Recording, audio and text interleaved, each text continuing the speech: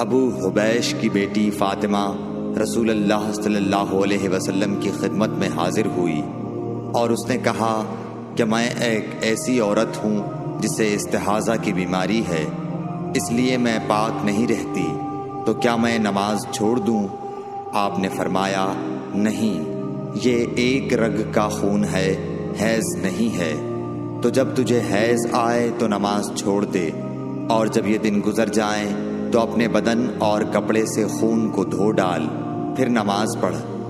Hisham कहते हैं कि मेरे बाप उर्वा ने कहा कि हुजूर ने ये भी फरमाया कि फिर हर नमाज के लिए वुज़ू कर, यहाँ तक कि वही हैज़ का वक्त फिर आ जाए।